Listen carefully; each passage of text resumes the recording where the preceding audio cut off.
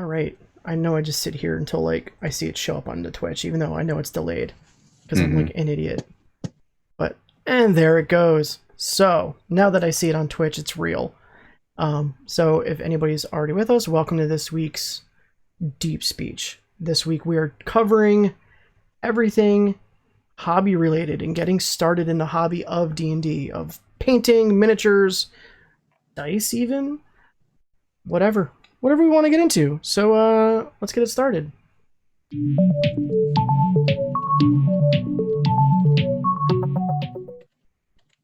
Fancy little music thing.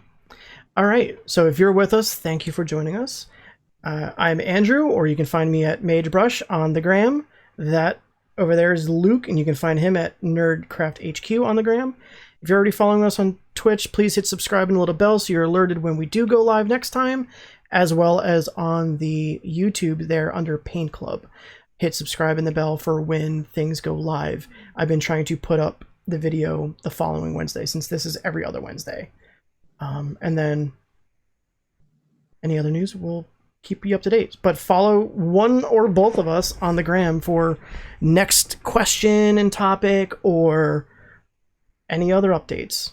But so do you want to get started, Luke? What do you want to talk about here? I know we're talking about hobbying stuff. Yeah, so I know that you probably focused, or I made an assumption. I made an assumption that you probably focused a little bit more on what happens when you assume. Yeah, I know. But maybe I'm right. I assume that you focused a little bit more on the miniature painting, like the minis. I did. You assumed correctly. Yes, and so I focused a little bit more on the terrain side of things, just because I figured. Okay. Yeah. I mean, it's the same but different. It is the same, but you can get away with a lot of mistakes, really dirt cheap things when you're painting terrain. That too. You can go really cheap. You could basically use trash like to make terrain, you know. To your point, have you? What is her screen name? Dollar Store DM. She makes a lot of really wonderful little terrain pieces out of things she finds at the dollar store. I love the dollar store. Hey. Also, I think Cardboard DM makes all of their terrain out of cardboard and does like really stylized lines on them. Oh, that's like cool. Oh, it's so pretty. Like, what's the other one? Like Anchor Minis, Anchor Mini. I forget his name. He also he just did a really rad looking little spaceship, like steampunk spaceship, using an old deodorant stick casing, some wire nuts, and whatever. Yeah, I mean, anyway, those kind of cases. I mean, it's on subject. So like all those kinds of recycled bottles, shampoo bottles, those are super classic things that like Pringles can for a tower. Yeah, all that stuff, and some of those stuff have been used in movies like Blade Runner and other stuff to literally build like small scale cities. If you watch Adam Savage from Mythbusters has his tested channel, and he has his 1 day builds, and some of his 1 day builds, the photo at the end makes me not want to watch it because I'm like, no way, you did this in 1 day, you lying son of a bee. And then you watch it and it's like, oh, you just legitimately painted whatever. Like when he was showing like prop weapons, like prop swords, where he basically took a sheet of like thicker plastic or a sheet of plywood that was like carved on a belt sander, and then he just put you can find it in the same aisle with like regular duct tape, but they have like a tin tape that he just lined it and then polished that. And he's like, if you're 20 feet from the camera, no one's going to know the difference if it's polished tin tape over a wooden blade or an actual piece of metal. And I'm like, exactly. That's some tricky ass shit there, bud. It's so good. I love that kind of stuff. Yeah. I live for that kind of stuff. Yeah. Man. So you focus more on terrain stuff. A little bit, yeah. Okay. I just included a lot of stuff that I personally use because I don't know. I mean, I certainly do not shell out a lot of money to make my terrain like as dirt cheap as possible. Yeah. So when you do your terrain, do you try to make yours? Because I've seen people do things differently with terrain. I've seen people do terrain that's very specific. Like, this is my piece of whatever for a jungle, and then this is that same piece but for a desert, and then the same piece for a mountainous region. Like, do you do that, or do you just do a little bit more, like, kind of keep it all generic? I think it depends. If I'm trying to pander to like an audience, maybe I would keep it generic, but I don't really do that. I make things for my campaign, so all of it is pretty specific. Okay. But I just have a collection of stuff. So eventually, if I need to do like a one shot, or if we go back to a desert or back to a snowy place, I can just whip out that stuff. And That's fair.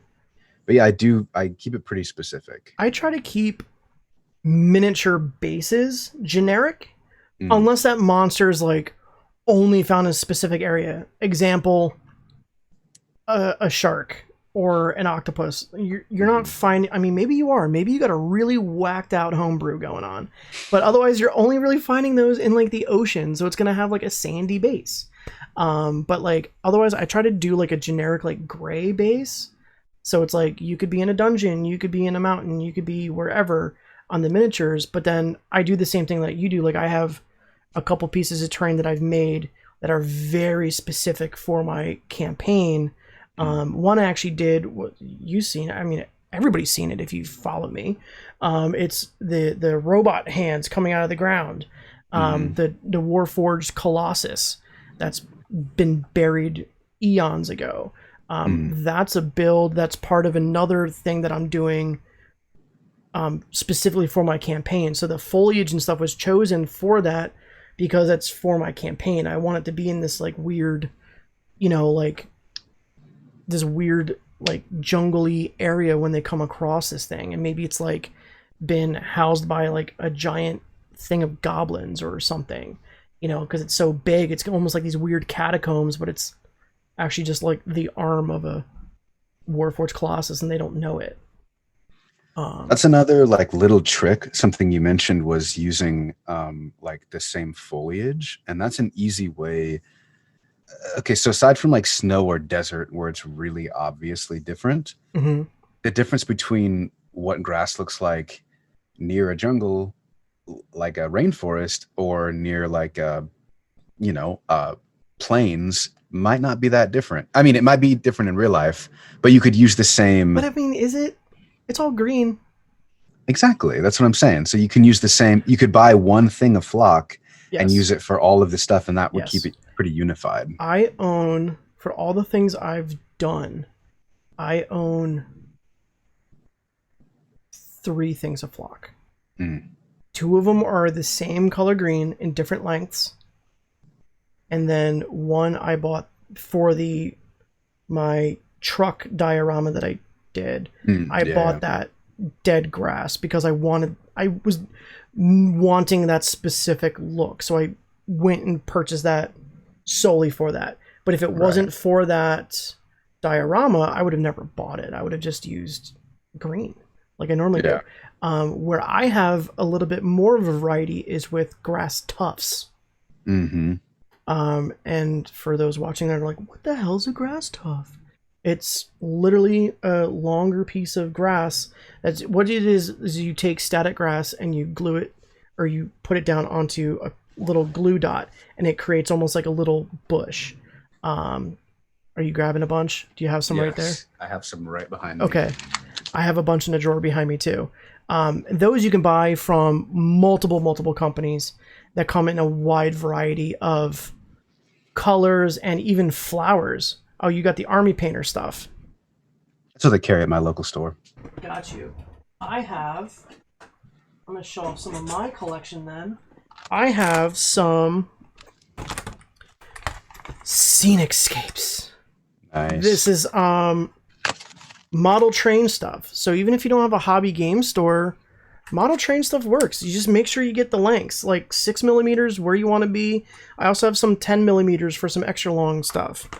And then I made a purchase a little while ago of Huge Minis. I've been meaning to. I enjoy their stuff. I've been informed recently that these are all supposed to be self-adhesive. I've never found grass tufts to be self-adhesive. So I just do Supposedly little dab these of glue. ones are too, but I just no. I just always Yeah, use glue. you can do that too. JM said you can make grass stuffs with old paintbrush and green dye if you want. That's how I If used you're to into do it. bind. Yep. And Countertrain does that all the time with just the leaving them like that blondish white, so it looks like almost like the willows and stuff by like a river. Yeah, cattails. Yeah, cattails. Yep, that was the one I was trying to think of. All I could think of was pussy willow, and I didn't want to say pussy on this thing, but now I've done it twice. Nice. Yeah, but all right. I got tangent on a tangent, but that's okay. Yeah, that's all right. That's what happens. So let's go back to the beginning. How long have you been painting and or making miniatures, or even modeling, if you've gone back that far? So I've been like making stuff for like forever, but not so specific like this kind of like I'm pointing at my stuff. You can't see it. Not so specific up until like 3 years ago at this point. Okay. Before we talked about this before with D&D, I just used like pebbles and like random stuff for so long, and I don't know, I felt like the accessibility wasn't there for me.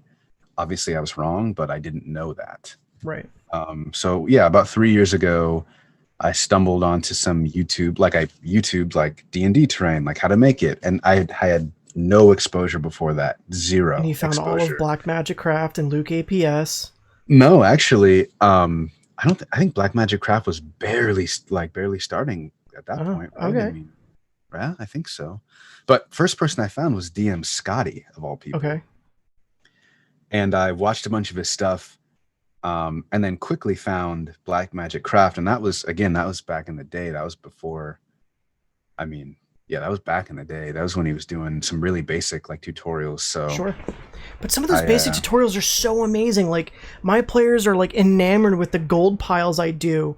And like I forget if it was like him that I found the video on or somebody else, but it's literally a mound of white Elmer's glue dumping glitter on it. But it looks so good. And it's just yeah, no, and it was great for me at the time. On my Instagram, if you scroll to the very back, which it's not that far, you'll see the original pieces that I did following DM Scotty's like cardboard advice, and it was great. I mean, they're kind of shitty looking, but I mean, look, no one's gonna bust out a Mona Lisa first try. So I mean, don't be too bad on yourself. Not at all. And then I just used all kinds of different materials, cardboard, different types of foam.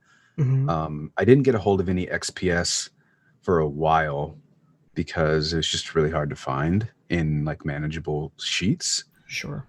But then eventually I got, oopsies, that's that little thing right there.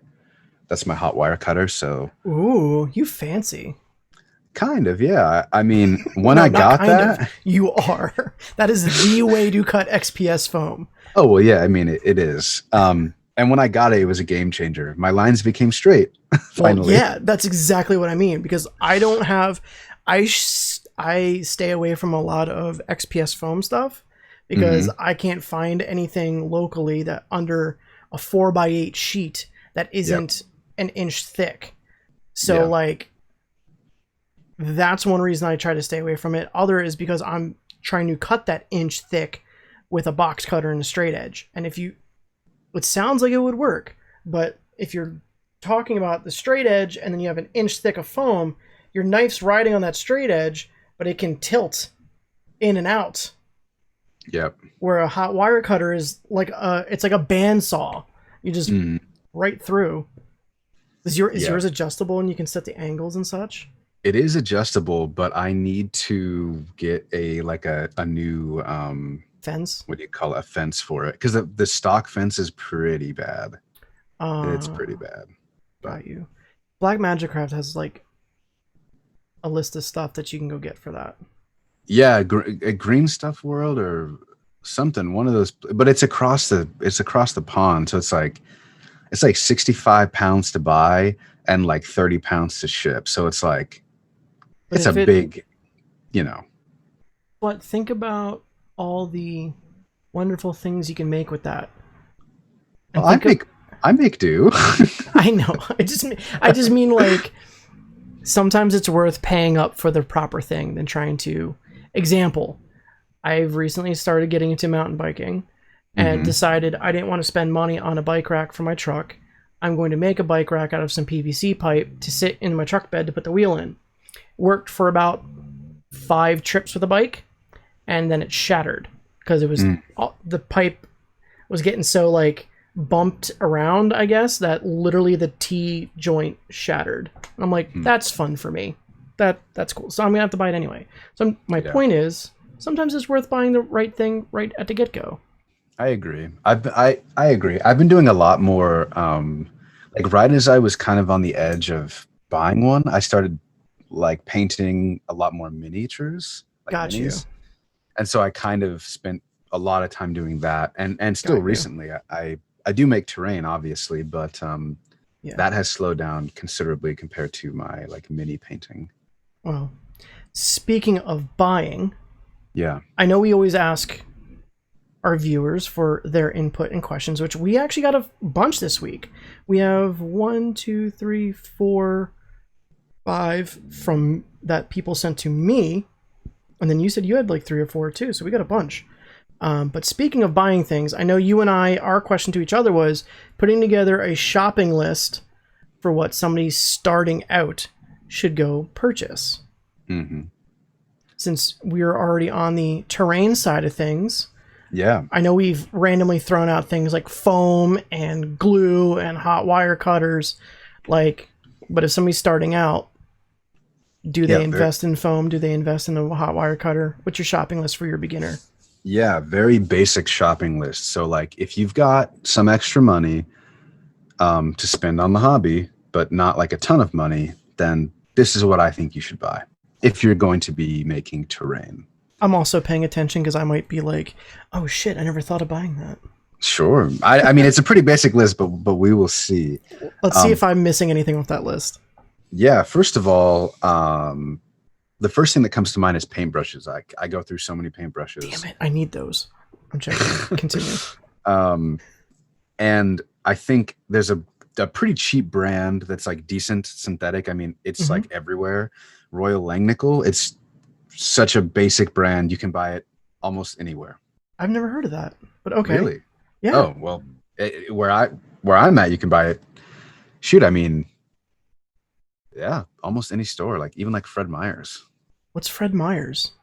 Oh, there's a name for it where you're at, but I can't remember what it's called. To be clear, Luke is on the left coast of the country. Sure. And by country, I mean U.S. I'm on the right coast of the country. And I don't mean right as in correct. I mean, I'm in Philadelphia, you're in Oregon. So his stores might be different to mine, might be different to yours if you're like in Oklahoma, you know. But everything's available online. That is true. And you can get these online for sure. Anyways, Royal Langnickel. It's kind of spelled funny, so I'll type it in the chat. They're like a good overall brush set. That's actually what I use for my minis too, because again, I just go through so many, I just buy them. Sure. And you can get a 25 piece set of their like bigger, like broader brushes for like less than $10 or less, depending on where. Really? Yeah. And I mean, they're not going to last forever, but if you're painting terrain and you're kind of beating up your brushes anyway, sure. I just buy a pack of those. It lasts me a long time. I buy a new pack, and I usually have leftover smaller brushes too that sometimes you can use on like bigger minis, you know? Yeah, because you will destroy your brushes when you start dry brushing, especially terrain with gluing down rocks and sand and other stuff like that. Once you get elaborate, you will beat the shit out of your brushes. Yeah, there's no point in being like precious or kind with them. It's just a sacrifice that you make when making terrain. That's not too weird of a spelling. It's Lang, like Ant-Man, and then nickel, like what's in your pocket. I suppose so. Like the coin. Yeah. I was waiting for there to be like a silent Q. No. No. Okay, and for the I know we haven't even got to the terrain part, but you're going to be painting your terrain, so we'll talk about that. These are supplies. Yeah. You're not going to leave your XPS foam green or pink. No. Or blue. I haven't seen blue, but okay, blue. I get the pink stuff, but cheap paint, really cheap paint, like craft paint. Mm-hmm. There's a bunch of different brands. There's Apple Barrel. There's Craft Smart. There's so many brands. If you go to any big box store or any hobby store, there's going to be a huge aisle with a million things of paint. They're usually between 50 cents and maybe $1.50, depending on like some of the fancier ones. And to be clear, this is terrain only paint. Terrain only paint. Yes. Well, actually, I started painting minis with this kind of paint, but yes, I know people get upset. Really? He said, Apple Barrel and Craft Smart are the only paint I use for minis and terrain. Yeah, and I've got a couple of hints about that kind of stuff, or a couple of tips / tricks about that you can. It's called thinning. It's not exactly. But there's not everyone knows that. You know how many people? I guess. All right. Fair enough. We're making a basic list. Fair enough. We have to. Fair enough. Make the assumption that they don't know this thing. Fair enough. But yes, get those paints. And honestly, like if you're just starting out, black, white, brown, and like a couple of colors. But that's all you're going to need for terrain. You really, because you can mix colors together, and most things are like green and brown. Just, there's no point in buying all of them if you don't have to or if you don't want to. Right. But to be fair, they're like 50 cents a piece, so you probably could buy every color. Yeah, 50 cents a piece. You drop $20, you have 40 bottles. Yeah, and my God, that would last you forever. Forever. Right. Yeah, because they're decent sized bottles. They're like 60 ml bottles, aren't they? Yeah, they're pretty big. Yeah. And people might be like, oh, that doesn't sound like a lot. The Vallejo paint I use, like these guys, they're 17 mil. I've yet to run out of a bottle. I've yet to empty one. I just almost emptied a gold the other day, but I was painting pretty heavily with it. I mean, fair. Yeah. I'm getting low on a few, don't get me wrong. But I mean, I've been painting for a few years now, and I haven't had to replace any yet. Yeah. Moving down the list, I did like every other one, so I have like terrain mini. You're fine. I think if you're going to, for whatever reason, need to do some details, obviously thin your paint. You can thin it with water, but you could also thin it with a water-based paint thinner, which is great. Let's see. I know it's kind of a waste, but paper towels are kind of helpful in terms of dry brushing and other things like that. If you can get a hold of a rag that you can reuse or wash, I would say do that. I honestly use a paper towel for a long time. Yeah, same. Because eventually the paint will dry on it, and if all you're doing is getting a little bit of excess water off, there will be spots of still papery, non-painted towel, and if you're just dry brushing, then you're getting the excess paint off by rubbing it on something else. So and I use the paper towel, like I have one right here, that I will do literally this. Like I fold it in half, and then I'll flip it over, and then when this side gets trashed, I'll reverse flip it, and I get decent leverage and length out of a single piece of paper towel. Yeah, it's not, you don't have to be super wasteful with it, is my point. No, yeah. I put a star by that one because that one's like optional. Again, I use old t-shirts as well. Like same idea. I just reuse them. Okay. Another optional thing, but I use because I paint really messy, is gloves. You don't have to have them, but it's something that I've decided that I need to have because I spent way too much time with my hands covered in paint for days, or like trying to scrub my hands clean of paint. And I decided not everyone needs to know that I paint all the time in the world. I also have gloves. I only use them when I airbrush. Yeah, I airbrush a lot these days though. And even those I will reuse. Oh, same. Yeah. I don't do one and throw out. No, definitely not. I do one and I lay it out, let it dry, because the paint will just flake right off of it.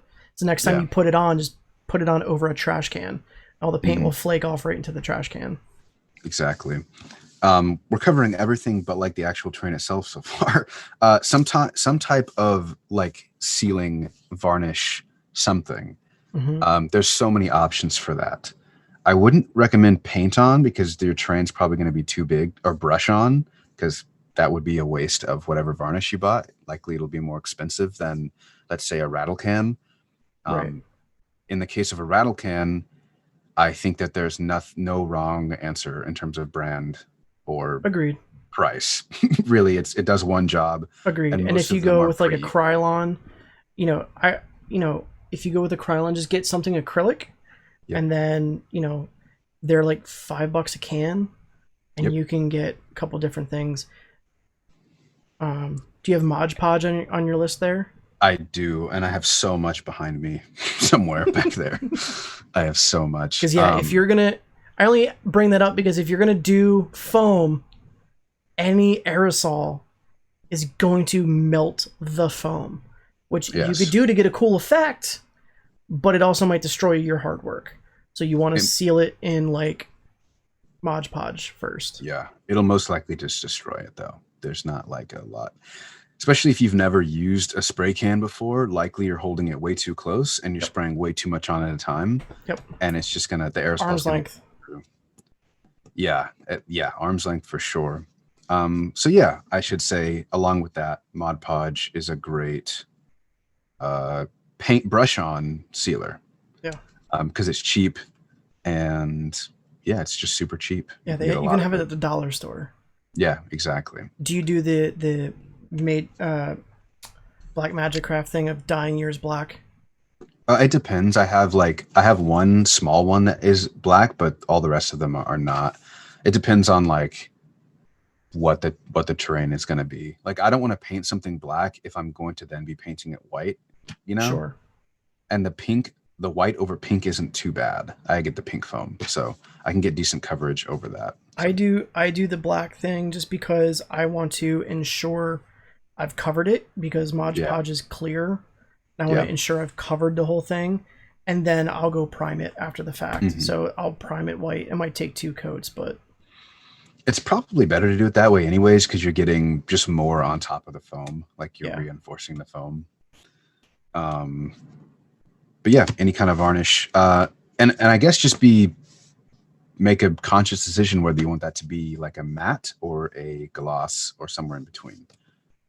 Yeah, and that's your choice. I always go matte, but whatever. I have a mix of varnishes. I have so many different kinds.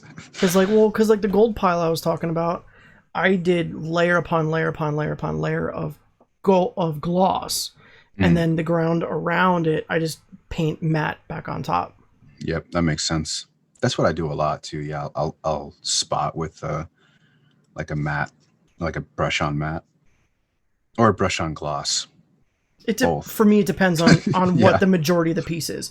The majority of the piece is going to be matte, then I spray matte, and then I go back and spot gloss varnish. If the majority of the piece is going to be gloss, then I'll spray gloss and go back and spot the matte. Exactly.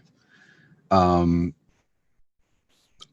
optional thing that I enjoy using because I'm highly impatient is a cheap hair dryer. Or like hair, is that what they're called? Hair dryer? I use a USB, like little desk fan. Yeah. And then I place things in front of it. Exactly. Because I too am impatient. Yeah, and I mean, when with terrain and the cheap paints, they usually dry pretty quickly, but you can really rush through a paint job with a quick hair dryer or a fan. Last thing before we talk about foam, I suppose that you might need. Last 2 things would be some kind of hobby knife, which there's a lot of different kinds, obviously. I know, like, what is it? Like, is it Eric's Hobby Shop on YouTube that uses a kitchen knife? Literally like a chef's knife or something? I've actually seen, you know what? I've seen people do that. With trying to make like a cliff face, they'll take a... Yeah. No, I won't do that. But, I mean, hey. I won't do that, but... I have done it with a steak knife to get some interesting like serration like lines, but it's very difficult. But that being said, anything could work as long as you use it safely.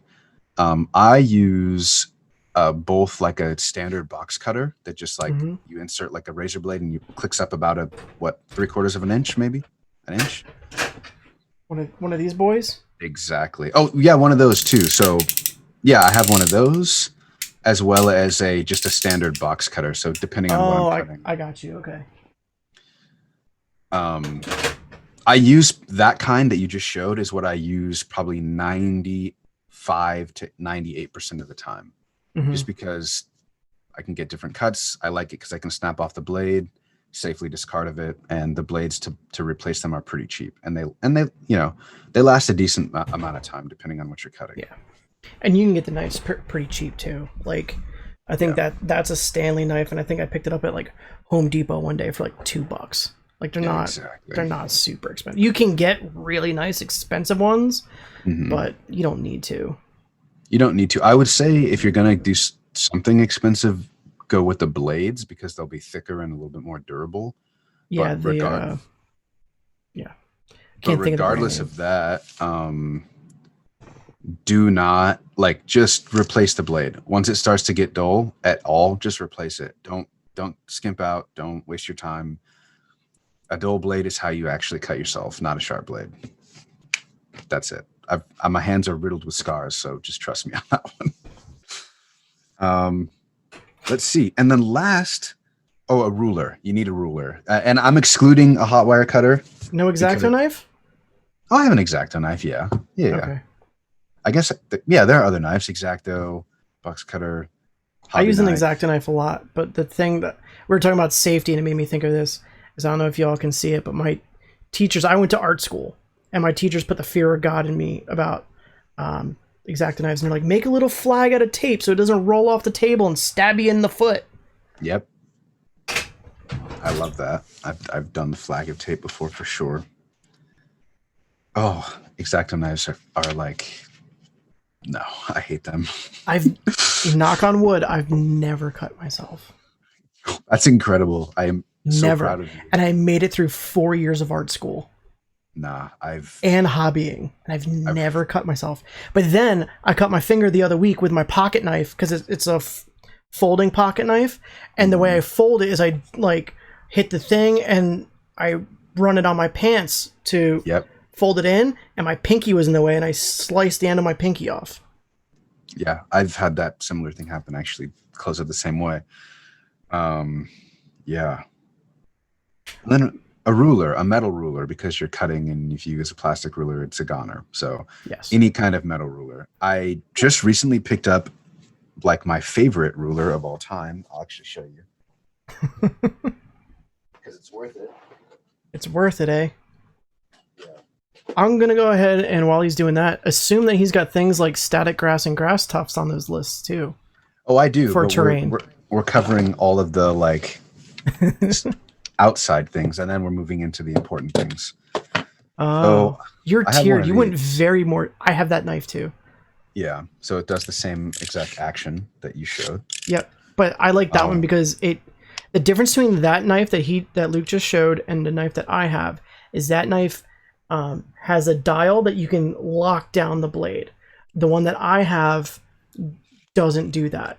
Which is why I don't use the knife that I showed all that often. It's just the first one I was able to see. But that one, it locks down. Where mine, it's like a press thing. So if you're really gripping into the knife trying to get a cut, you might push the blade back up into the knife.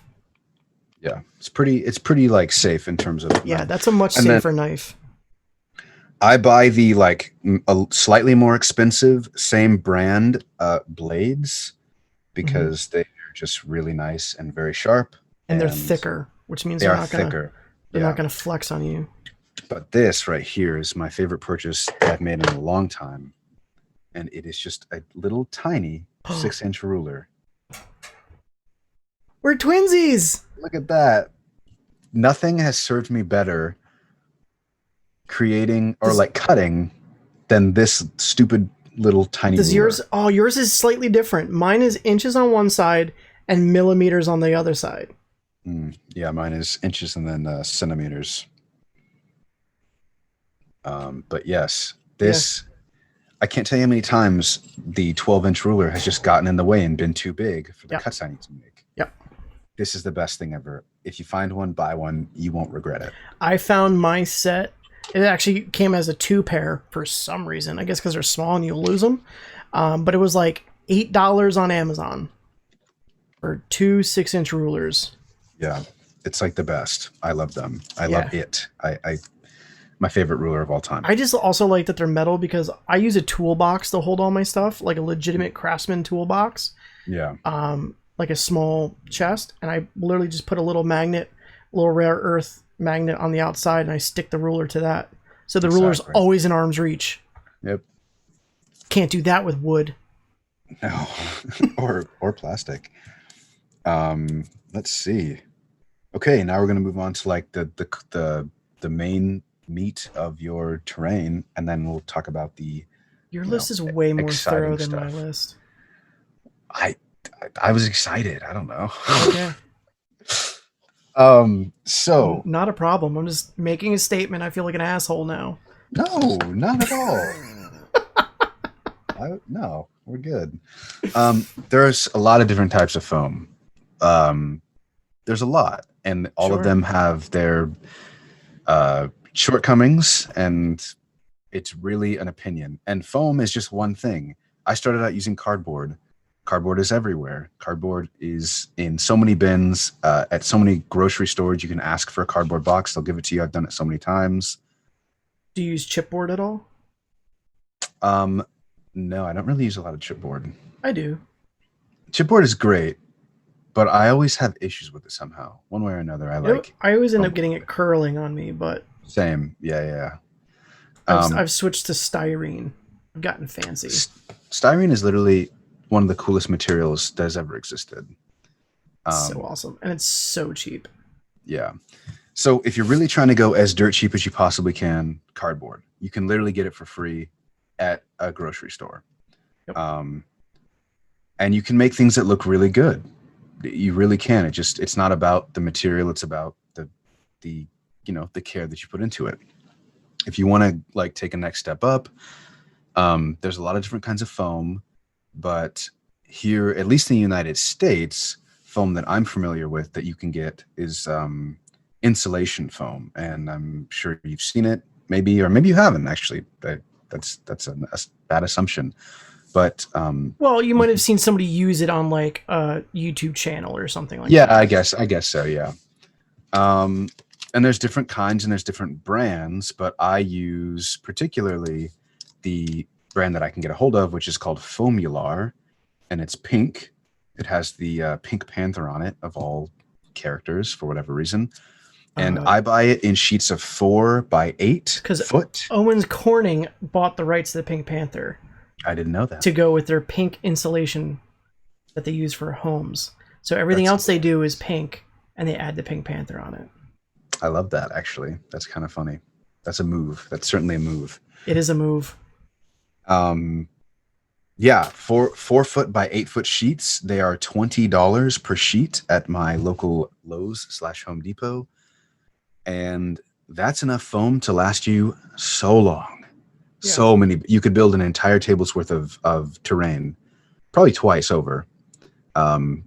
Maybe 3 times over, depending on the size of your table, with that sheet. So $20, and you're set for a very long time.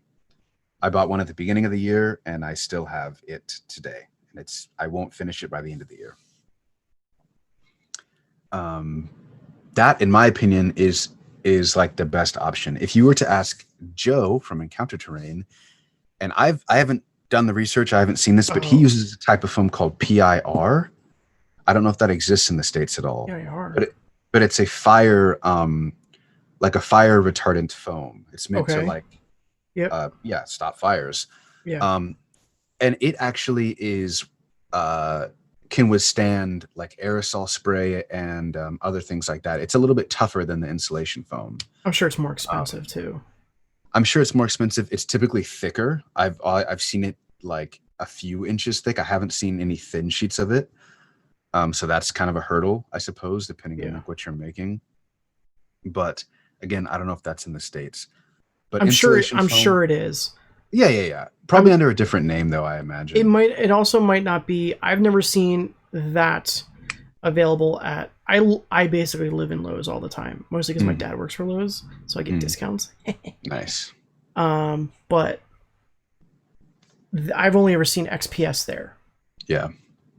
And again, it comes in like different colors. It's also called polyiso foam. Interesting. Is that what Joe uses, the polyiso foam? Or the other name for it? I'll have to look into that more. I think at the rate we're going to, for those watching, we're probably going to go over an hour. Not sure. What time is it? 10:40. 7:40. Oh, 10:47. Yeah. Depending on where you are in the country. I mean, I don't care. I'm just putting that out there. Oh, okay. Polyiso foam. Interesting. Cool. Well, that's good to know. But that being said, you can use whatever you want. I mean, I've seen people do stuff out of styrofoam. I've used styrofoam plenty of times, especially if I'm bulking something out. I'm not going to waste more expensive foam. I'm going to use styrofoam. Well, my Dragon Horde treasure pile, the core of that is a chunk of foam. Yeah. It's literally, I keep my foam scraps, and that was literally a piece of scrap that I just glued down, Mod Podged, and then did my little Salt Bay with glitter on top of it. I'm like, treasure pile. Yep, and it looked good. And if you do watch any model makers, like real model not that we're not real model makers, but you know what I'm saying. Yeah. On YouTube, like the really serious ones, train people. Yep. They'll use styrofoam to bulk out everything. Like it's just so cheap, it's not worth using expensive foam. So if you're gonna build something big, like a mount inside or whatever, styrofoam works perfectly fine. But then we're gonna dip into some things that are optional, but I think are worth buying still if you can get a hold of it. And I just have a couple of things. Some kind of like, what is it called? Not paper mache, but it's basically paper mache. It's like plaster and paper, like pulp. I can't think of the brand. There's a specific brand. There's a couple different brands. Sculptamold? Sculptamold. There we go. I happen to have a bag sitting right here. It's like a cooking show. I had a bag prepared earlier.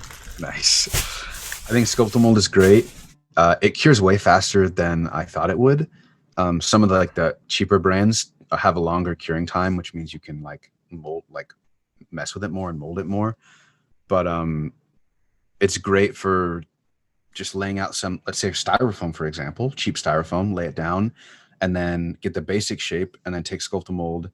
You mix it, the powder with water, make sure to wear it like a mask. You don't want to breathe that stuff in your lungs.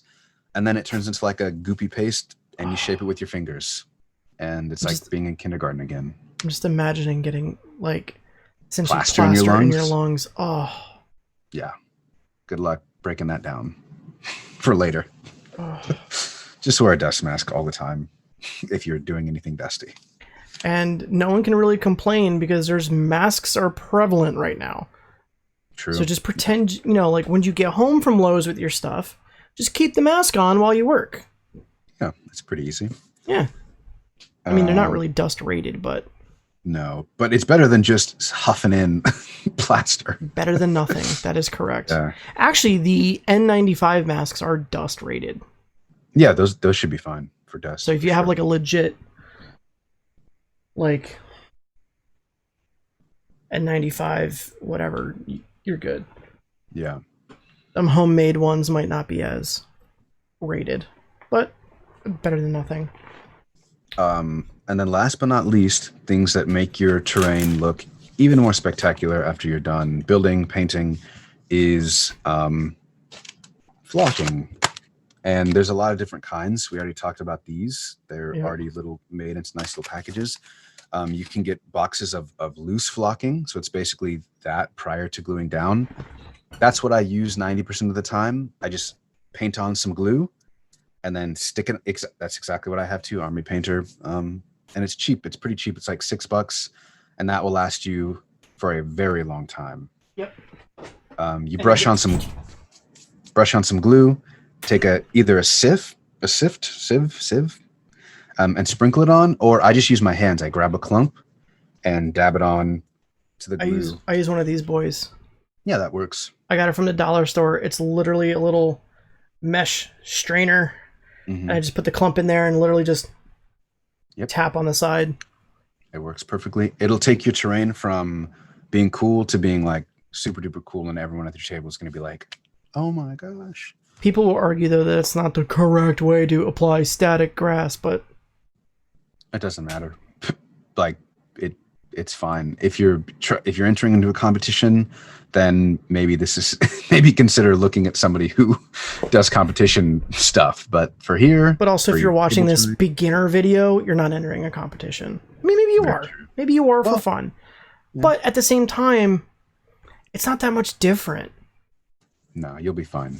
Don't worry about this. Is that my list does not include anything like that. In fact, my list is basically over. Bonus item would be like literally rocks and sticks from outside. Like I go on bike rides a lot, and I literally bring containers. I grab wood. I grab bark chips. I grab pebbles and dirt from outside. Oh, and pine bark. Pine bark painted up looks just like stone. Yeah, I have some in my drawer right back here that I collected. But to your point, if you follow or any of our viewers follow Iron Tusk Painting, Ian, he's the one who paints not all, the majority of the stuff for Critical Role. Apparently Matt and Marisha are also very prolific painters. And Matt actually paints a lot of the miniatures too, because I'll ask him, like, did you paint that? He'd be like, no, Matt painted that. He lives out in LA, obviously. He'll go get his sand and rocks out in the desert. He'll just take a drive out to the desert, go for a little hike, and do exactly what you said. He'll take like Ziploc bags or containers and just take stuff from the desert and bring it home. Something that I think is really important is to, when you get home, throw it on a cookie sheet and just bake it in the oven at like a low temp for like 30 minutes to an hour, just to like kill off any mold or like anything, because you don't want your stuff to like grow. And if you don't want to go through that, like I know hobby shops, again, with like train modeling and stuff, like they all have containers of huge containers of flock, which that'll last you your lifetime. But they also have smaller bags and stuff of stone and gravel. You can even go to dollar stores and buy stone. A lot of the stones I use, my dad bought fine crushed gravel for around his pool. And it was like a big 50-pound bag. And I'm like, are you using all that? And he's like, nope.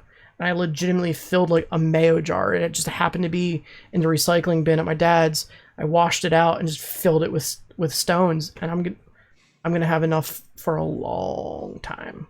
Exactly. I mean, yeah. Let's imagine that you like are going to a website like Huge Minis, right? For example, they're going to have a ton of options. Like I'm not going to give you every type of option of grass because different things require different options. I don't use a ton of these on terrain. I use mostly these with minis because they're smaller. Terrain, I just slather some glue and hand do the flocking. But if you go to a place like that, you're going to see a lot of options, and you're going to see whatever you're going to be able to kind of deduce what's right for what you're doing for the terrain you're making. I would definitely recommend, if you're going to be going to, especially somebody starting out, is get something generic. Like just get greens that are pretty damn generic, and you can always buy more later down the line. You know, like you said, Huge Minis, they even have tufts that are flowers. So like maybe you're doing something, a piece of terrain of like a magical well that's in the middle of this weird like meadowland that has like these, it's a flower field and then just like a well. And it's like, okay, then buy the flocking just for that. Like you can always buy stuff down the line, but most of my stuff is green. And then, you know, you can always dye it and make it different colors using inks or thinned paint or whatever. You can always change it. Yeah, and that's pretty much my list. I feel like that's a really solid beginner list. A way more thorough list than what I got for painting. To be fair, my terrain list was twice as long as my mini painting list. That's fair. I think that's fair. I think terrain takes a lot more stuff. It does. It just, in general, it does, yeah. And then, yeah, it just takes a lot more stuff. But I mean, my list, I put together a little list. I know you put together one for mini painting too. So some of your, if I don't have something that you have, just shout it out.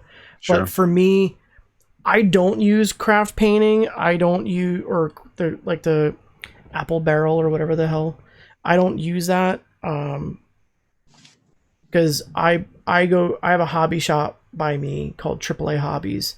They also have a website called megahobby.com, which I don't know why it's not just AAA, but it's Mega Hobby. They are the national distributor for Vallejo. So they have all the Vallejo stuff there. So that's what I use a lot is, like, if you can see all these paints, I almost have the entire Game Color line and then some. And you don't need to have all those colors. I don't, because I suck at mixing colors. Like, in my defense, I went to art school for graphic design, so I learned how to mix colors on a computer. CMYK bars and RGB bars work very different than paint. I did take the fine art stuff too, but I just end up doing like Simpsons. All my people were like yellow because I was like, I don't know, I can't mix colors. I spent like an entire period just mixing colors.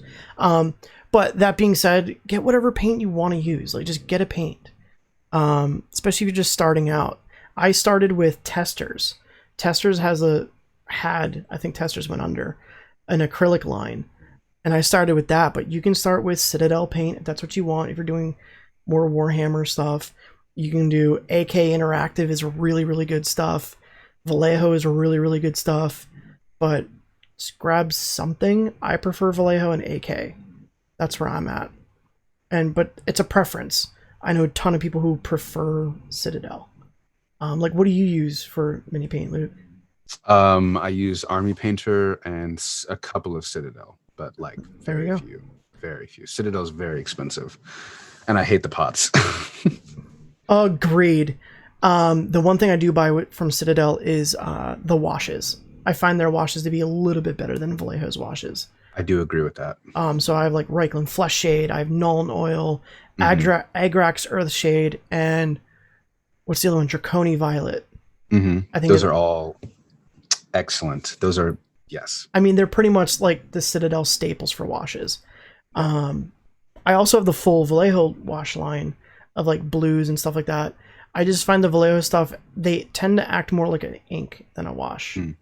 But it's a preference thing. Some people really like the Vallejo stuff, like what is it? Angel Giraldez, I think that's his last name. Use full Vallejo, and he will use Vallejo washes. And I'm like, there's no way that's the same bottle of Vallejo wash I have. There's no way. But I mean, who knows?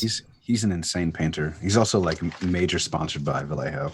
Well, yeah. If you've ever seen his hobby wall, his wall it's like he's literally got the in-store displays. He has the store display racks full of paint, and not just the Game Color line, but the Model Color line, the Mecha line. It's sickening. But yeah, so my suggestion would be just to get a small smattering of colors. You can do this in a variety of ways. The way I did it was I picked out a mini and I bought the colors that would correlate with that mini. So like one of the things I first painted was like an Umber Hulk. So I got the yellows and the browns, and I bought like 5 or 6 of those, and then I would just keep painting different minis and then buying the paints that correlate with that, and eventually I got the whole litany. But if you have a fine art background or you want to mix colors, by all means do it. My only recommendation, if you're gonna do that, is write down your formulas. So like 2 drops of this, 1 drop of that. That way, if you need to go touch up later, or you're going to go back, and I like having monsters in pairs. Like I like having like the Noah's Ark of monsters, because then I can throw 2 on a table. So if like you buy one and then a month later you decide to paint another one and you want to paint it exactly the same, you have your paint guide of, 2 drops of this and 1 drop of that, and that's the color for the highlight of the Umber Hulk shell or whatever. But yeah, just grab what you can grab for paint. There really is no wrong answer there.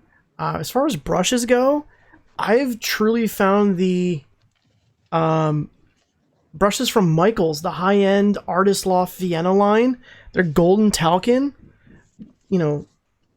These aren't the worst things in the world, especially if you're starting out, and they're like $5-6 a piece. Broken Toad makes some good stuff. Trekell, Trekell brushes. These were actually recommended to me by Iron Tusk. I know I mentioned him before. It's one of the main brushes he uses on all of his minis, and they're like $3 or $4 a piece. I bought a full new brush set for like $20, and they're golden talcum, and they're really, really nice. They're synthetic. I wouldn't recommend a brand new painter getting a Kolinsky Sable. I just wouldn't. It's like getting a Cadillac for your first car. Just don't do it. If that's what you want to try down the line, then by all means. But it's a preference thing. I don't really prefer Sable. I use synthetics. Brushes, I did note down that I personally like using a number 1 round, a 0 round, a 3/0, or it might be listed as 3 zeros on the brush. Otherwise, it'll look like a fraction, an incorrect fraction of 3/0, which is just even smaller. And then some sort of a flat brush. This is one of the main flat brushes I use. This is actually a new one. This is a number 2 flat from Artist Loft that I use. And I mean, yeah, those work well. I also use Filberts, which are basically a flat brush, but with a rounded top. I use them a lot for... Well, here's a giant Filbert, just so you can see it. It's flat, but it has a rounded top. And I like using these for doing large swaths of terrain, just because it makes my life easier. And they're made to be a blending brush, so you can kind of poke and be abusive with them a little bit. That's what I would do for brushes. Bases, I like Reaper bases. And again, I'll just show you the difference real quick because I have them. If you're buying from WizKids, you'll get these little, I call them wafers, because they're just a sheet of plastic punched in a circle. I like getting these from Reaper. They have a little bit of a recess in them. So if you need to do, if you have a very top-heavy miniature, you can glue weights into here. I just go to Lowe's and I take one of these with me to Lowe's and just find a washer that fits in there and then super glue it in, just from some extra weight. And you can't really do that with solid flat, which is why I've grown to like the Reaper bases. I like having that availability. But yeah, I literally have just a thing of washers that I'll glue into the bases. As far as handles go, this is truly a preference thing. You can buy things like the Hobby handle, which has a screw-on thing for soda cap bottles that you can just screw on, and then you blue tack your mini to there, and this has the optional handle that comes out. It's pretty modular. I haven't tried it yet. You can go old school and use a cork, and again, blue tack. You can do Redgrass Games has theirs, and theirs is, it spins. You can't really tell, but it does spin to help you out there. Or you can do the Citadel holder, which does the spring-loaded thing. So if you have, you know, like here's a little piece, you can spring-load it. Oh, it's not going to fit in this one, is it? Have no fear. I have the bigger one, so now it's stuck in there, and you can paint and use the handles. Other people like Ferox on the gram and VV have been selling their wooden handles with the magnetic bit. You can use a pill bottle. You can use a small jar, like a mason jar. You can use whatever you really want. I use old like craft paint containers. Yeah, you can do that too. Perfect size. Yeah, you could take an old paint bottle and use an old paint bottle. I mean, whatever's comfortable for you to hold would be my suggestion, because you're going to be holding this mini for at minimum an hour, if not more. I've had 3-hour paint jobs, 4-hour paint jobs. So you're going to be holding it. So whatever you find is most comfortable in your hand, go with that, and then blue tack. For miniatures, other than 3D printed resources like Barthel's Marvels or Faux-Bender or whoever else, or if you're printing yourself, Reaper miniatures makes really cool models. I like them for a lot of stuff, actually.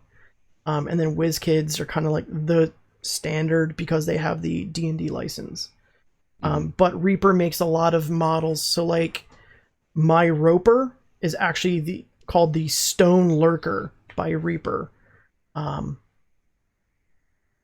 Yeah. So I mean, you can use those. I would definitely recommend getting a thing of super glue. I use Loctite gel super glue because some miniatures, especially from Reaper, they're what's called keyed, which means like the arm has to be inset, and you're going to need to glue that. So I like using gel super glue or gluing the mini to a base. Optional stuff would be things like earth texture. It's literally like an aggregate paint. This stuff is really, really cool. You can either paint over it, you can leave it as is, it's whatever, it's optional. I've started using this a lot. I really enjoy it. The cool thing too is this is also PVA. So if you don't have like the heaviest of minis, you can just glue it in with this while this is wet and kind of cheat a little. Varnishes are definitely going to be a thing. I don't think we're going to talk about airbrushes, but I would definitely get some paints, basic brushes, and like a wash and a varnish. Although the nice thing is if you're doing Vallejo, Game Color, and Mecha line, they are actually made with a polymer that negates the need for varnish. Nice. That's actually really good to know. They're made with a thing to because you varnish so you don't, the oils on your hands don't rub paint off over time or they don't chip as much. But the Mecha stuff and the Game Color are made with a preventative in them. Other than that, tufts, like we talked about, there are starter kits.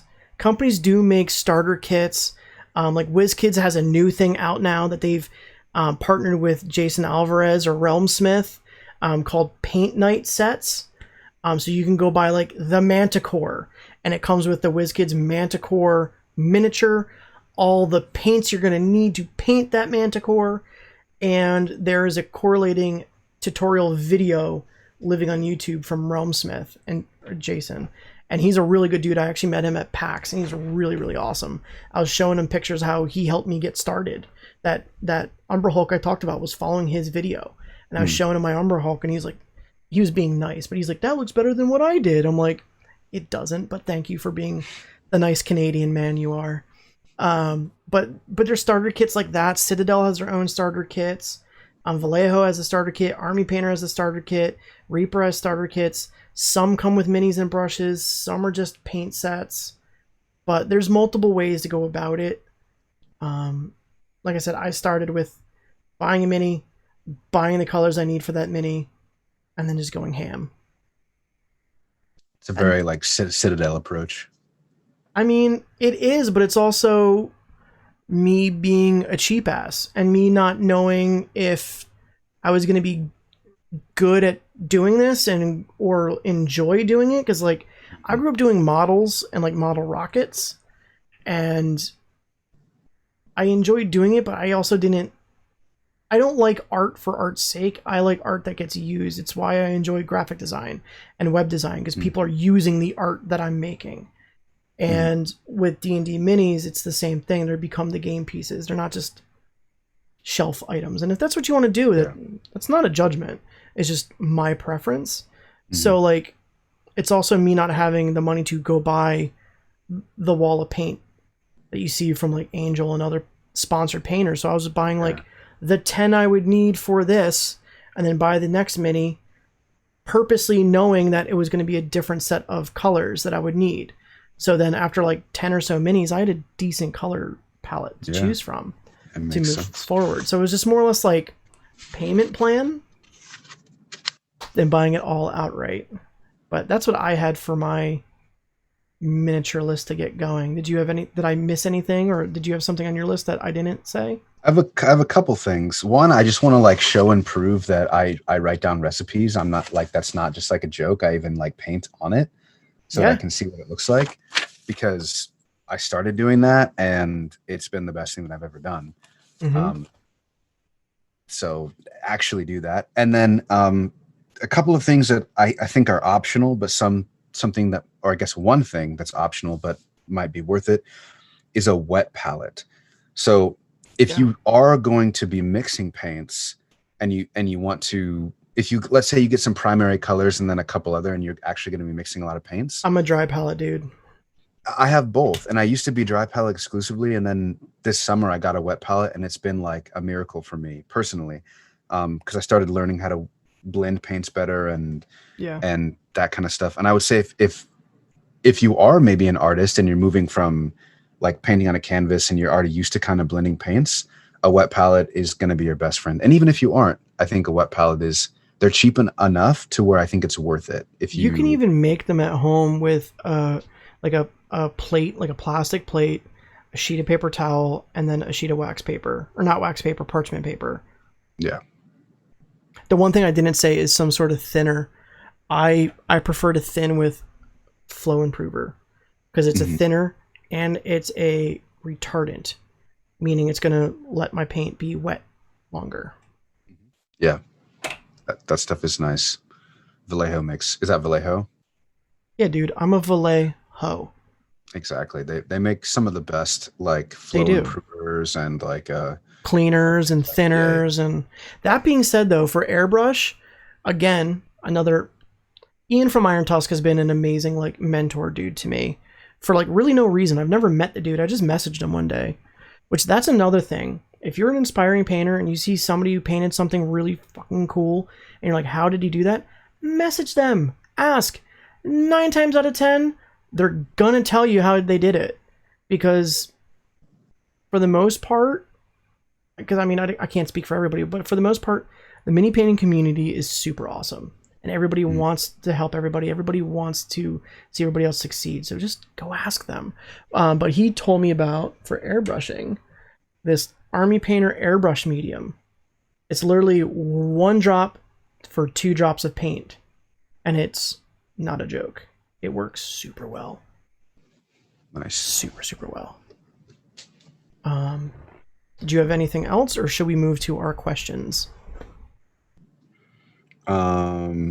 No, I'm good. On the list. Okay. The questions that I got are pretty unrelated to like the hobby craft. That's okay. I have a couple that are related and a couple that aren't. Okay, sure. But that's okay. That's what we're here for. And thanks for everybody sticking around for our bonus time today. Yeah. Yeah, I wasn't expecting all these questions. Do you want to go first with your questions? Yeah, so all of my hobby craft related questions I tailored into my list, so I answered some of them. But the unrelated question was actually about monsters, which okay. And it was a personal question to me and to you. Okay. What is our favorite monster in general, and how would you use that monster in an interesting way in your campaign? Okay. For me, that's a really tough question because I have favorites, but I'm going to answer with a specific monster that's not my absolute favorite, but one that I enjoy and that is a cool way to use. So I'm going to talk about the yellow ochre, and that is in the monster manual. It is one of the oozes, and it's pretty standard. It's not, it's nothing crazy, but it basically is just a big slime creature, and it moves around, and it can like, it's not like sentient necessarily, but it can sense like vibrations and other stuff like that. And it can like melt you. It's acidic. It's great. It's amazing. I love it. And one thing that I like about these different and oozes in general is I like to think of them as pests almost, right? So let's say that you're not in a dungeon, right? Because that's where you would imagine encountering one of these. Let's say you're in like a tavern or an inn or just a residency of some sort. And, you know, all of a sudden in the middle of the night, you're like woken up to the sound of like water dripping or what you think to be water dripping. You wake up, you pop on your lamp or you cast light, and the walls are just dripping and oozing with like yellow ochre or black slime. Or now I want that to come out of the beer tap at the tavern. Exactly. See, there's so many like great ways you can implement this liquid monster. It's amazing, and yeah, it's one of my favorite. It's one of my favorite things. I have planned so many different ways to do it. I've used them in a couple of one shots, but I haven't fully integrated them into my campaign yet. But that is a big hint because they are coming. I've made a lot of plans to do that. So that's my answer. All the oozes I think are super underrated and cool. And not many of them have minis. Yeah, exactly. Which is annoying. It's like, how do you... It's a blob. Just... Come on. Well, I made one, and I know you did. You showed it off last time. I did, and I molded it and casted it. So if you're looking for a yellow ochre, I have casts. Yeah. Because I'm Noah, I need two. One male and one female. Please and thank you. I don't know if that's how they work, but... Hold on. I think they just like split apart from each other, right? But are they like seahorses where the male carries the eggs of the... Ooh, you did cast them. Those are so cool. It is kind of bright. All right, but for real though, I will buy two from you.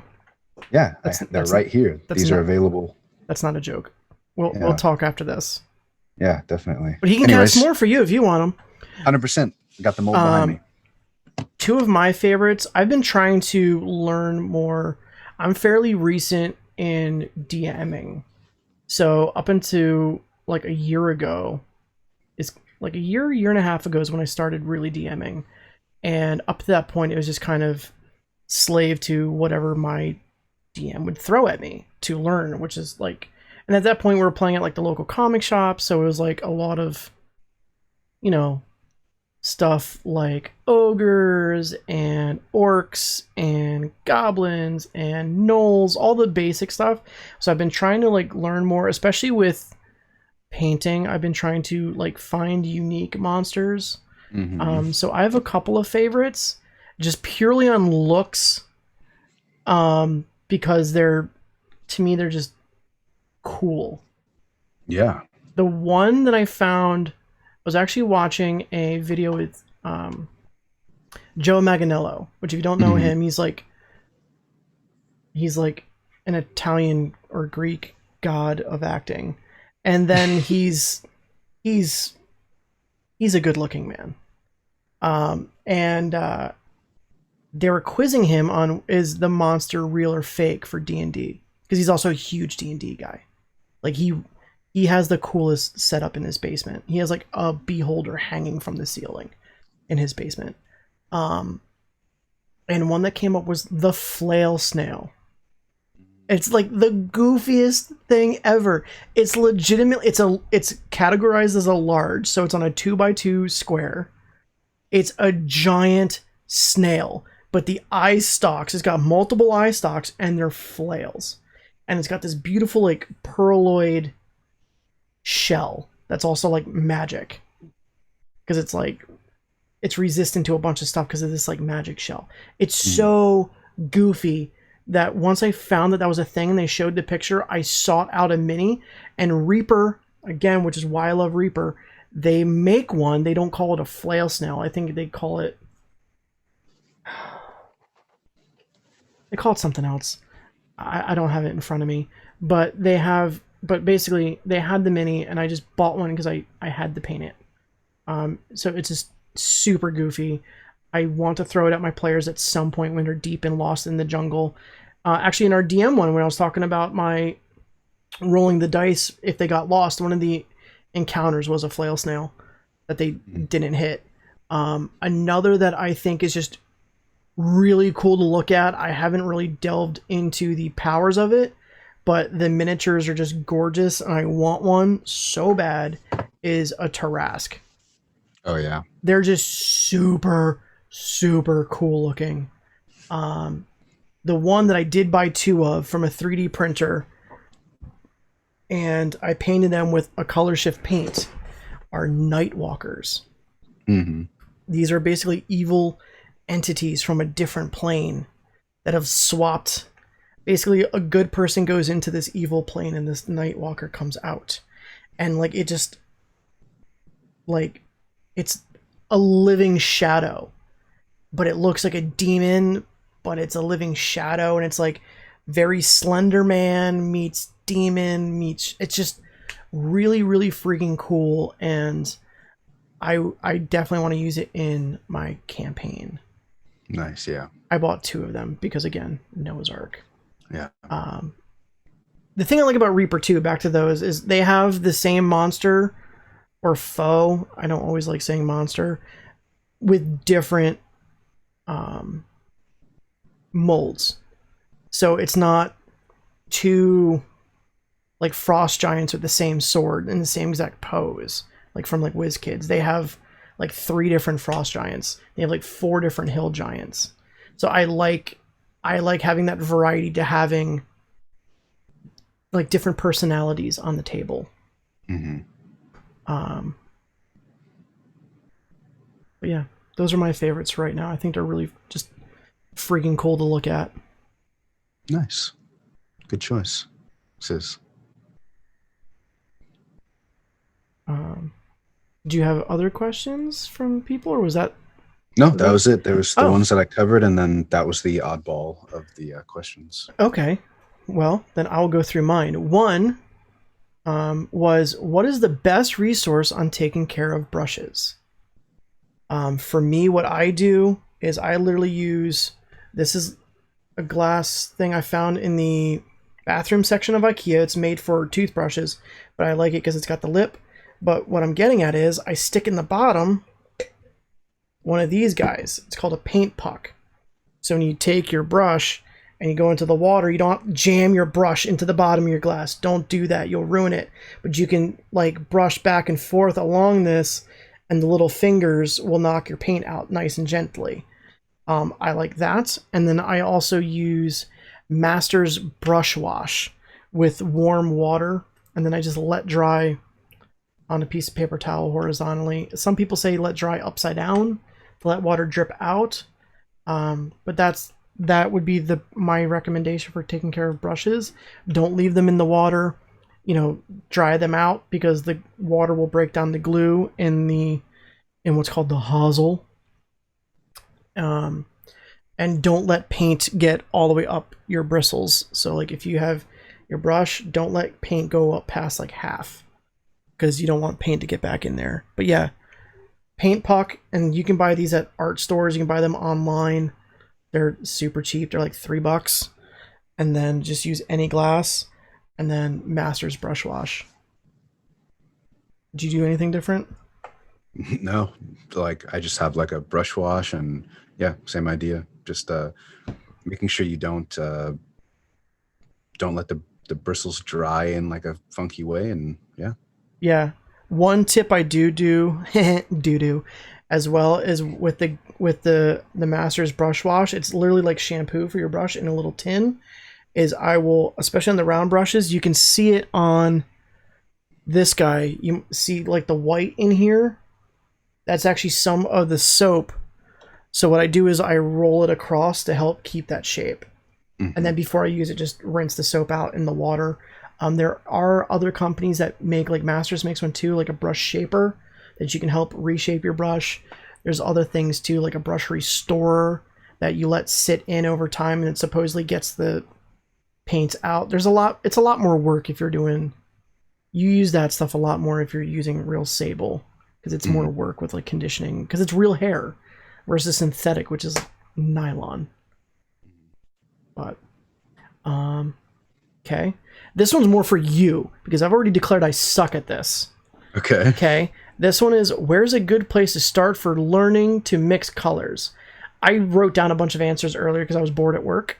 I wrote down, I personally am not good at this, which I've said, but look at more like fine art books and resources, because it's all you do in fine arts. Mm-hmm. You do it a lot more. Do you have recommendations? Places to go, places to look? That's interesting. I learned a lot in school. I did have a lot of fine art classes. I don't know why. I'm not any good, but I did. But I would just recommend, in terms of basic mixing colors, go to YouTube. And there's a lot of people on there who can just show you. You just want to get like, if you are doing like super traditional mixing, then get primary colors, and then go from there. But otherwise, in terms of mixing colors, I would just say start small, right? Don't ever mix a ton of paint at once, because you're just going to waste paint. So mix a little tiny bit, and then multiply the ratio, right? So like 1 drop of this, 1 drop of that. If it makes the perfect color, then 2 drops of this and 2 drops of that is going to make the exact same color in a larger quantity. Right. Which is where I was getting at with writing down your formula. Like that 1-to-1 ratio or 1 drop to 1 drop ratio will help you later in life too. Yeah. And then something that I don't have behind me, it's kind of ingrained in my head, but I still should have one, is a color wheel. You can also just bring one up on your phone, or if you have a tablet. And I think color wheels are amazing. They're super helpful. And especially if you can't decide what color you want to paint a certain mini, then having a color wheel in front of you is perfect. It's a color wheel. Yep.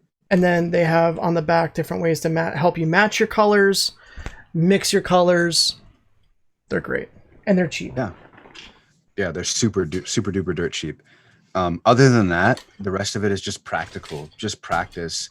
If you're trying to make one tip that I learned is, if you're trying to make like a light color, if you're trying to make a color lighter or darker, then add a little bit of a dark color or a light color to a lot bit of the color that you're doing. Don't do it the other way around. You're never going to turn a black into a light gray. You're just going to constantly be mixing more paint and more paint, and you're going to have a huge blob of paint.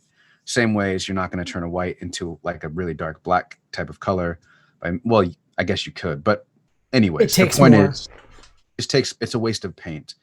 Always mix into the lighter color. All right. And I think that'll help you save on paint.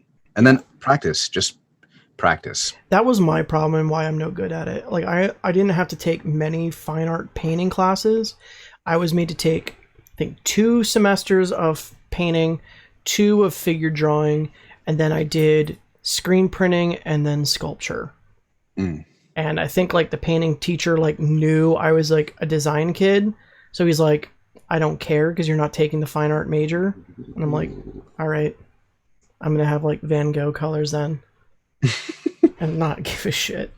But it's something I need to work on. My buddy Frank, he has not even nearly the amount of paints that I have, and he produces some really cool colors because he's got like 12 bottles and he mixes everything, and he has a notebook too.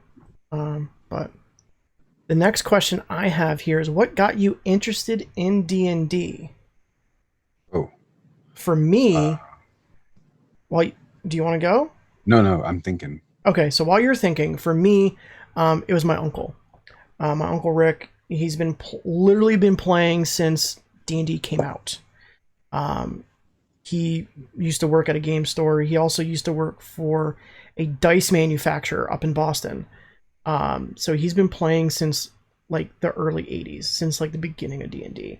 He's actually playing, he's so old school, he's actually in a Pathfinder game right now, like Pathfinder 3. I'm like, okay, dude. But so he and I would always talk about it, and I would be interested, and I would ask him questions, and he would try to explain it to me and show me all the dice. And he's completely a dice goblin too. And, you know, he actually gave me my first set of dice.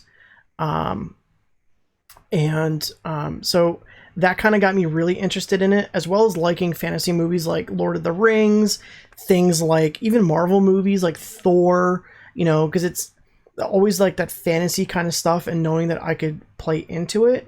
And then I just asked my comic shop one day, I knew they had a game night, like a board game night. I asked them about the D&D night, and they're like, yeah, come on by. And I got to really like be more hands-on with it, and kind of from there just fell in love with it and just kept rolling, figuratively and literally. Yeah, that's good. What about you? I was like a rowdy kid, and in middle school, I I would like walk home usually. Just because school got out early and there was like not available to be picked up, and I could have taken the bus, but I was just a rowdy kid. So my mom actually suggested, because she knew I was into like, Lord of the Rings and other things like that, that I try out D&D, and I hadn't actually heard of it at that point. I was probably 12 or 11. Or maybe I've heard of it, but it meant nothing to me. I had no idea. And so there was an after school club with my drama teacher who was awesome. I got along with, and so that was the first time I ever played, was in an after school club. That's with awesome. Like probably like 10 or 15 kids, and it was pure chaos because we were 12-year-olds. Sure. But it was awesome, and I've been hooked ever since. Nice. Yeah, see, I grew up really religious and went to a Christian school. I would have been like, they would have been like, "You're fucking with the devil. Don't do that." But, wild. Yeah, that's not a joke. We had uniforms and everything. Wow, uniforms. Hell yeah, dude. You can only wear white or blue shirts and khaki or blue pants. Wow. And if you wore blue on blue, you got made fun of. Yeah. Yeah. Next question I have here is, where do you find your best inspiration as a player, DM, and an artist? So while you think on that, so inspiration for all your stuff, where do you find it? I've written down a bunch of stuff, like I said before. I've pre-thought this out, so we're not staring as blankly into the screens. As a player and DM, I like watching. I really learned a lot about D&D from watching Critical Role. I struggle reading books. I'm not illiterate. I just struggle focusing on it. So I learned a lot from Critical Role, like how they handle themselves as players, how Matt handles himself as a DM, his DMing style. Like, I very much enjoy the way he has a very good way of storytelling and describing the scenes, and then only using terrain and miniatures for battles. But otherwise, like, I very much like his style. So they're a big inspiration for me, as well as like watching some of my friends that have been playing a longer time, like my one friend Chris and my friend Raul. They've been playing for years, so like I will watch them and see how they do different things. As far as like characters and like character personalities and stuff, a lot of times I'll base them off of a character from like a movie or a TV that I think would fit what I'm wanting to do. And what I mean by that is, like, it might not just be like the personality, but maybe it's like the vocal styling, or a mannerism thing, or like a catchphrase thing that they always say that might be really fun, or like just their attitude of like level of like sass. Like, I've been watching a lot of Schitt's Creek. Like, David is so sassy and wonderful. Like, I could totally see that be like rolled into a character. You know what I mean? Just that kind of aspect. DM, I homebrew. Everything I run is homebrew. So other than Matt Mercer of style, homebrew content for me legitimately comes from nature and history. So I'm a big nerd. I like learning. I follow National Geographic on Instagram. I follow Discovery Channel and NASA. And a lot of times National Geographic will post up pictures. Like, I think I sent you one, Luke, where it was like a pillar of rock coming out of the ground, and then it got really big and bulbous and had a flat piece. It was just so cool and weird.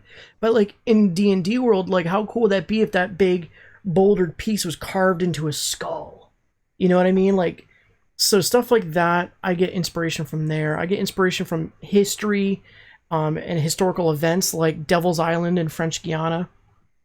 I just learned about that. It's basically a prison island, legitimately a prison island, like Alcatraz, but way more abusive, way more crazy. Like, literally, if you even were a guard getting assigned to Devil's Island, you knew that was a death sentence. Even as a guard, people didn't live from there. So like, I take ideas of that, and like, spoiler alert if any of my players are watching, but like an idea of that, of like this island set that's just full of ghosts, and maybe there's a night walker prowling this whole like completely deserted and decaying island that has these ruins. Like things like that inspire me and give me ideas. Also things like history, like Al Capone having escape tunnels, and every one of the establishments he went to, he had an escape route. So like in my one game, they were chasing somebody down the street. She ducked into a bar and then disappeared. And behind the bar was a trap door to go where like the kegs are, but also there was a hole in the wall that was a tunnel into a basement of another establishment. So she was able to, like Al Capone style, disappear into the night. So that's where I get a lot of my homebrewed DM inspiration from, is things like that. As well as like movies and stuff like that too, but nature and history is rife with ideas and visual things that I pull from. As an artist, I follow a variety of people in the community, like Luke, and others that inspire me by things that they do. Like, and I know you're sitting right here, but like your door that you did for the 10x10 challenge was really, really cool. And the way that blood effect, like I'm going to reference that at some point when I do blood and a blood effect. But also others outside of the community that do like train models or museum type miniature pieces and dioramas, just to try different things and see how they tackle different things in a similar vein. Like minibricks.co does amazing dioramas, like mind-blowingly accurate photoreal dioramas, as well as this guy named Eddie Puerta, Putera. Again, he's even gone as far as to do forced perspective with some of his dioramas, and you would swear to God they're real and they're legit miniatures. And he shows some of his progress and process of how he does things. Like peeling fabric from seats, he'll glue in paper towel because it's a similar texture. And then like Kema.cg.3, he's a Vallejo painter. Don Cerritos is another Vallejo painter. Angel is another Vallejo painter. Just, like more professional guys to kind of be like, that's the bar and that's what I aspire to. But then, like I said, also people outside of gaming mini painting, just to see how they do things and how they handle approaching things like rust and approaching things like decay. It's interesting to see. And it's all really the same. It's all using the same stuff. They're going to be buying AK, Vallejo, grass tufts, or making their own grass tufts and whatever. So it's all the same. It's just being applied at a very professional level. But yeah, now that I've rambled, has that bought you enough time? Oh yeah, plenty of time. So okay. In terms of as a player and a DM, I think I get my inspiration from a lot of the same places. I do enjoy learning about history. Like you said, there's a million things you can pull from real life. Yeah. That is just like, wow, I can't believe that happened, or that exists, or that kind of government existed, or this kind of dictator did this kind of thing, and blah, blah, blah. So there's so many things you can pull from. As of late, I listen to a lot of podcasts about history. They're really easy to digest. I also don't get a lot of great information when I read. So hearing something is actually like the best way for me to absorb that information. Same. So podcasts is for sure something that I listen to a lot. I watch so much Science Channel. Mm-hmm. In terms of like characters, sometimes it's from history, but a lot of the times it's from random people or friends or strangers, or I'll hear one line, or I'll hear an accent, or I'll hear something, and I go off of that, and I'll record. I have a bunch of recordings on my phone. Like when I hear something, I mimic it and record it, and then I build off of that one sentence or a one phrase that I thought sounded really funny. So I can build a whole character from that. And that's how I build a lot of NPCs. That's how I built a lot of characters that I've played personally as well. And beyond that, I just like, it kind of avalanches. But I know that's a very like random and obscure way to do it, but just look around. No, it's not. I mean, it's essentially what I said. Like I was saying, like David from Schitt's Creek, his sass, like I can completely see like that sass being like a tiefling warlock, or you know, or that sass coming out of like a halfling, you know what I mean? Of being like, you know, it's just, it's being inspired by that attitude or by that way that they present themselves. And then you can roll that into whatever. Exactly. As an artist, I get a lot of inspiration from the way other people work, like their process. So I love watching like that Mini Bricks. I love watching that person on YouTube. I love watching Boulder Creek Railroad, Luke Towan. Is like candy to me. I just I'm glued to the screen watching them build that kind of stuff. I do dioramas, but not to the scale that they do usually. Right. But I love that process. Queen_Craftland on Instagram is amazing. Tokyo Builds on Instagram, both amazing pages for dioramas. Hyper realistic, usually like HO scale or like 1/38th, I think is what that scale is. Mm-hmm. Not something that I work in. I don't work in that scale at all, ever. But yeah, D&D is a little bit bigger than HO, but it's also slightly smaller than Lionel or O Gauge. Yeah. It's like right in between. But that being said, if you go have a hobby shop that has all that stuff, you can get away with it. If your friend's bitch, then be like, you go buy the stuff. Yeah.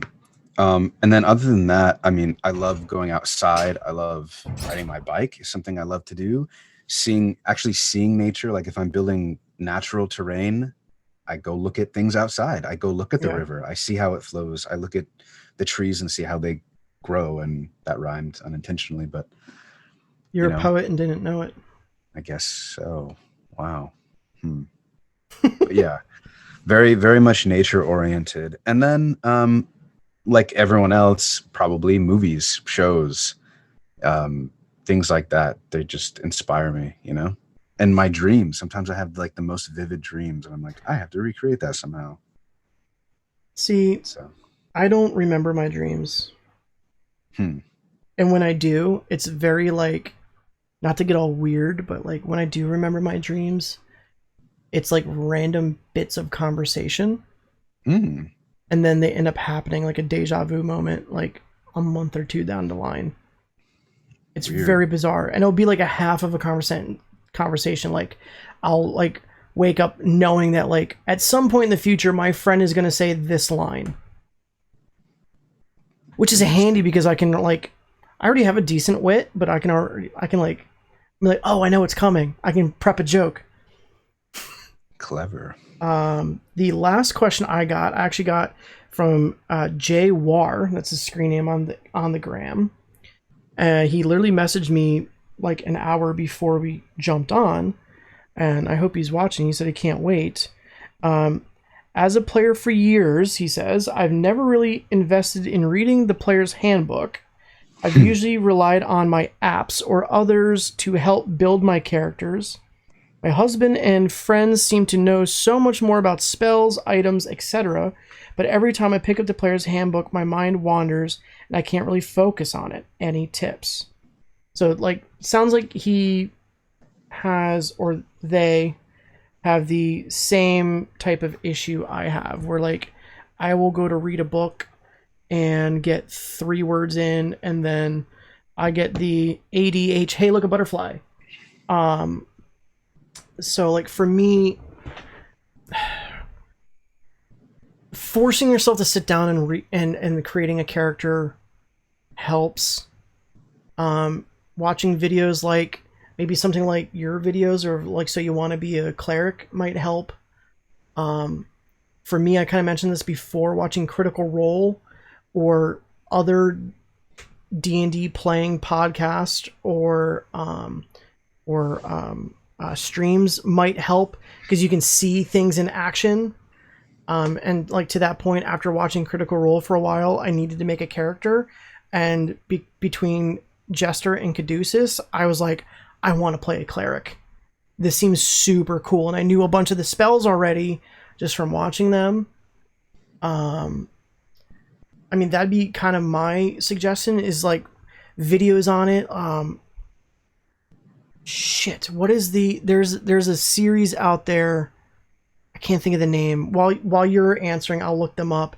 But it's a YouTube channel that all they do is go through things like classes, monsters, spells, and it's literally like videos where they read it to you, essentially, and then they discuss a specific monster or discuss a specific setting or a class or whatever. So I mean, I would suggest things like that, but also like just keep asking questions. If you're really struggling with the sitting down and focusing on reading, like I am right there with you. The only parts of the player's handbook I've read are the parts that I need to read because I struggle as well. But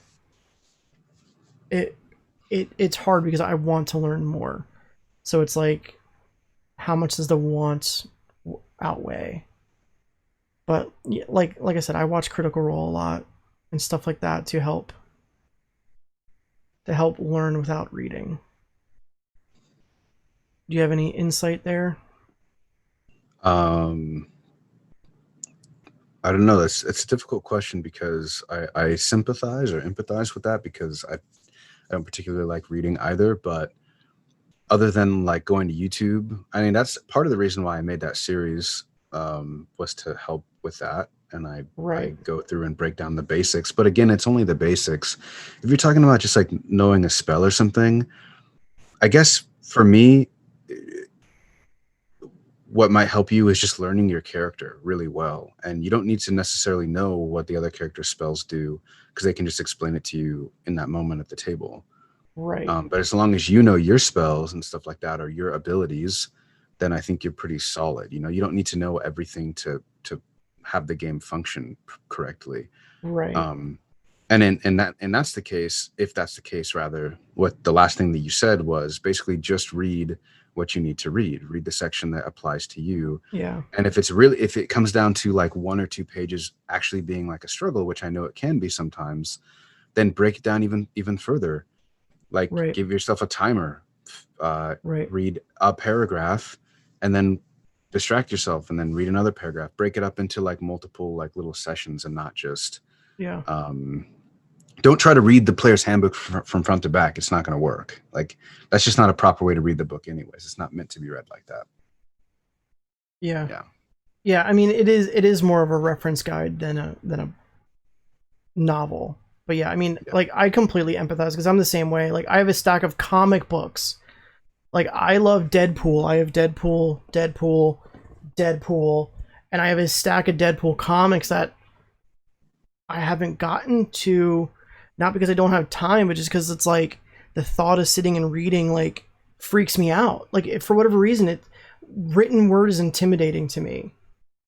And it just, I don't know, I get so distracted. Like one thing I've done to try to help was like put on more like ambient music, like instrumental stuff, and, you know, turn everything else off and like sit and basically like seclusion and just kind of, like you said, a timer of like, okay, I need to like some sort of goal where it's like I need to read these 2 comics and get through there. And I've done it with the player's handbook where it's like I need to roll up I want to make a rogue. So it's like, okay, let me read this page of the rogue. Let me read up to this point and not worry about things of like subclasses and stuff. It's just like, let me just read this portion and then call it a day. There's also other sites like, and Dungeon Cast was the YouTube channel, by the way. Dungeon Cast, Dungeon Dudes, they both cover stuff as far as videos. But there's another one, a site, what is it? 5e. Crap. RPG Bot. RPG Bot is kind of like, it's a website, and it's kind of like the Cliff Notes of classes and stuff like that. Oh, they're on. Awesome. Welcome. They actually said, to be honest, I never really thought about watching videos. It seems so obvious. I mean, yeah, I mean, but sometimes the obvious answer is the correct answer, or like you don't see what's right in front of you. The most reading I've done recently were my textbooks in uni, assuming university. That's where my aversion to reading comes from. I mean, like, mine is more. So, I mean, if it's just an aversion, then, like, that was more of a chore. This is for fun. I mean, so maybe that can help. I mean, for me, I'm legit. If somebody hands me a novel and it's just, like, 10-point font, Times Roman, like, nope. Just whole bag of nope. I get very. I know I'm also a slow reader.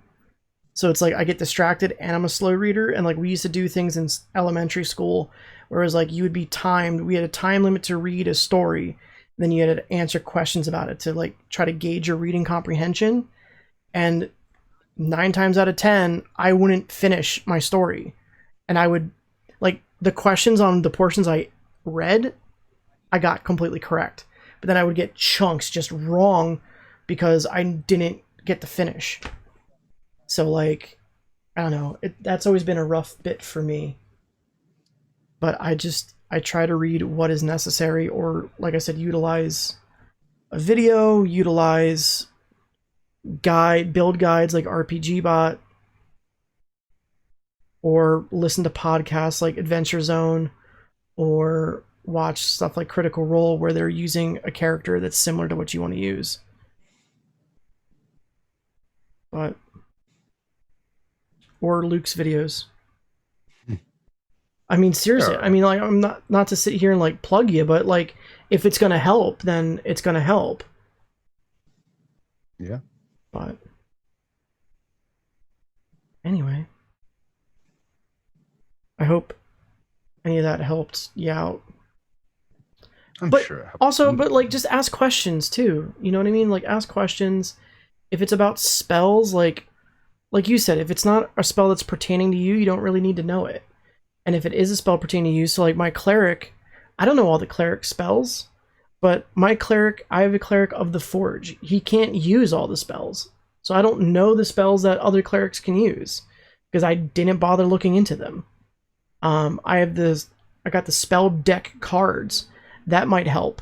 Because it's just, you can look at it's almost like a flashcard of a spell. But like, I only look through the ones that pertain to my character. I mean, I also tend to be able to retain information a lot. So like, once I read it, I pretty much get it. Not to be like arrogant, I just remember stupid facts. Like, I know the top speed of a snail. And I saw it on a TV show called Monster Garage on Discovery Channel like over a decade ago. That show doesn't even exist anymore. And it was just like they would throw in these random fun facts around speed. And it was like, the top speed of a snail is 0.5 miles an hour. And I'm like, okay. And it just always stuck in my head. But, they said it helps a lot. Thanks. No problem. Thank you for your question. But if you have any others, reach out. Like, that's why we did this, to help people. So like, if you even have a question like after the fact that you don't necessarily want it to be on the show, like, or expand on something we talked about, message me or message Luke. We'll answer you.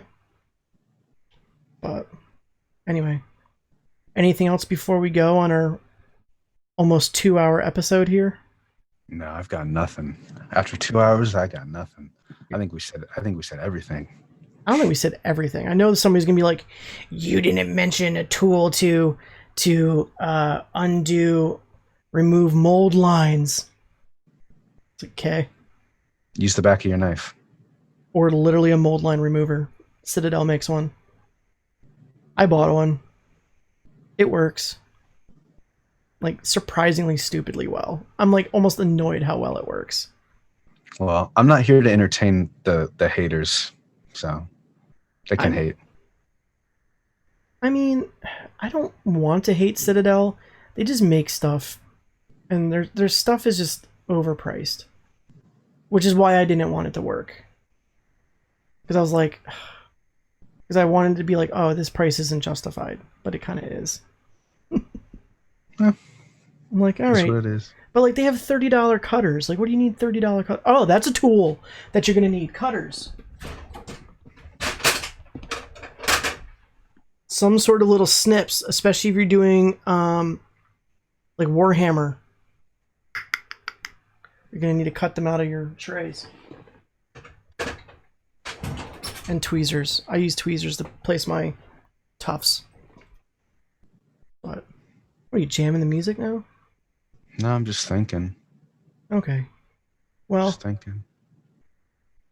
I think I'm at the end of my rope. It's almost midnight on the where I'm at, so it's past my Betty Buys time. All right. So if there's nothing else, thank you all for joining us. Be sure to give us the follow on the socials. For Magebrush is me. Nerdcraft HQ is the Luke over there. Also give us the subscribe and the bell if you're following us here on Twitch. If you're on with us on the YouTube, follow on the YouTube and hit subscribe. Not follow, hit subscribe and the bell. It's getting late. I apologize. Follows like money on YouTube. I don't know why that's a thing. We're not charging for this. I mean, if you want to PayPal us, I'm not going to argue. But like, subscribe, hit the bells. You know the drills. You watch enough videos online. But yeah, otherwise, give us a follow to see what we're doing for next week, for next episode in 2 weeks for the topic. This episode will be posted up next Wednesday. But other than that, have a good night. And keep painting. You're not going to get better not doing it. Keep painting. Bye, everybody. Bye.